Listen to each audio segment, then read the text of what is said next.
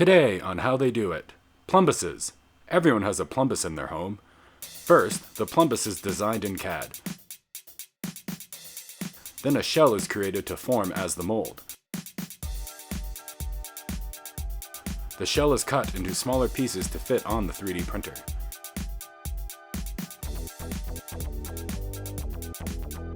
The mold is 3D printed. The mold pieces are epoxied together. The pieces are clamped and the epoxy is left to cure. Another epoxy is brushed on. This blends the layer lines left by the 3D printer to leave a smooth surface. Silicone is brushed onto the mold. Mold release should have been applied before this step, but was forgotten. This will make the plumbus a bitch to remove in later steps.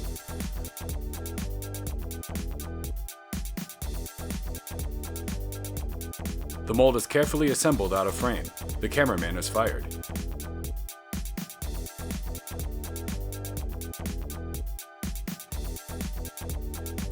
Another batch of silicone is mixed and poured into the plumbus hole, then rotated to coat the inside of the mold. This will bond both sides of the brushed silicone together.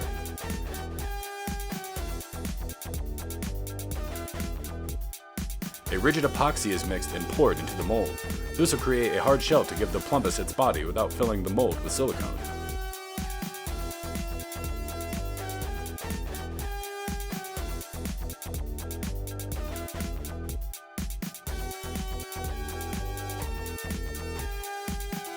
"20 minutes of cursing and giggling is redacted as the plumbus is removed from the mold.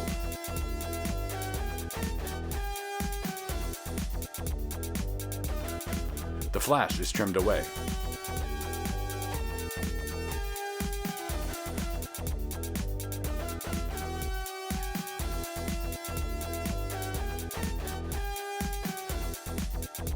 The chumbles are added, leaving you with a regular old plumbus.